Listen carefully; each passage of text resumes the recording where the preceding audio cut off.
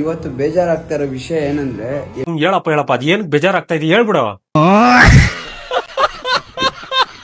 MS Dhoni ಅವರು cricket ಅಲ್ಲಿ ಆಡಲ್ಲ ಅನ್ನೋದು ತುಂಬಾ ಬೇಜಾರಾಗ್ತೈತೆ. ಯಾಕಂದ್ರೆ ಕ್ರಿಕೆಟ್ ಅಂತ ನಾನು ನಾನು ಕ್ರಿಕೆಟ್ ಅಂತ ನೋಡ್ಕೊಂಡ್ ಬಂದಿದ್ದೆ. MS ಧೋನಿ ಸರ್ ಆಡುವಾಗಿಂದ ನಾನು ನೋಡ್ಕೊಂಡ್ ಬಂದಿದ್ದೆ. ಲೈ ನೀನ್ ಹುಟ್ಟದಾಗ್ನಿಂದನ ಅಥವಾ ಧೋನಿ ಸ್ಟಾರ್ಟ್ ಮಾಡ್ದಾಗ್ನಿಂದನ ಕ್ಲಾರಿಟಿಯಾಗಿ ಮಾತಾಡೋ.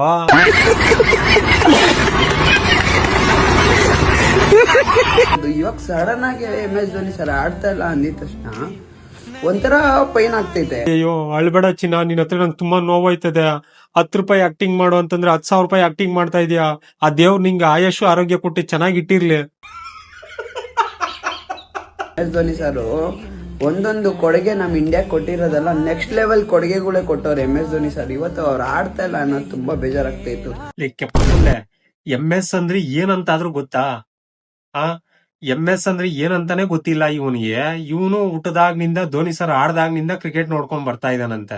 ಯಾವ ಕಂಟೆಂಟ್ಗಳು ಸಿಕ್ಕಿಲ್ಲ. ಧೋನಿ ಈಗ ರಿಟೈರ್ಡ್ ಆಗ್ತಾ ಇದಾರೆ, ಅದನ್ನ ಇಟ್ಕೊಂಡು ಇಲ್ಲಿ ಬಂದು ಮೊಸಳೆ ಕಣ್ಣೀರ್ ಆಗ್ತಾ ಇದೀಯಾ. ಇನ್ನೊಂದ್ 2 ದಿನ ಫೈನಲ್ಗೆ ಹೋಗಿದ್ದಾರೆ, ಇದನ್ನ ಇಟ್ಕೊಂಡು ಒಂದ್ ಕಂಟೆಂಟ್ ಮಾಡು. ನಿಮ್ಮಂತ ಕಳ್ಳನ್ ಮಕ್ಕಳನ್ನ ಕಂಡ್ರೆ ನನ್ಗೆ ಆಗಲ್ಲ. ನಿಮ್ಮಂತವ್ರನ್ನ ಅರ್ಜೆಂಟ್ ಆಗಿ ಪೊಲೀಸ್ ಹಿಡ್ಕೊಡ್ಬೇಕು. ಪೊಲೀಸ್ ಸರ್ ನಾನು ನಿಮ್ಮ ಹತ್ರ ರಿಕ್ವೆಸ್ಟ್ ಮಾಡ್ಕೊಂತೀನಿ, ನೀವು ಆಡಿಲ್ಲ ಅಂದ್ರೂ ಪರವಾಗಿಲ್ಲ ಸರ್, ಗ್ರೌಂಡ್ ಬನ್ನಿ ಸರ್.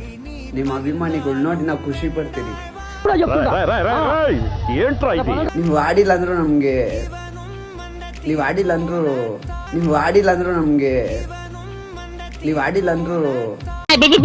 ಅಂತ ಬಿಕ್ಕಳ್ತಾ ಇದ್ರೆ ನನಗೆ ತಿಕ್ಕಲಿ ಹಿಡಿಯುತ್ತೆ. ಲೈ ಫಸ್ಟ್ ಕನ್ನಡ ಕಲ್ತ್ಕೋ, ಆಮೇಲೆ ವಿಡಿಯೋ ಮಾಡು.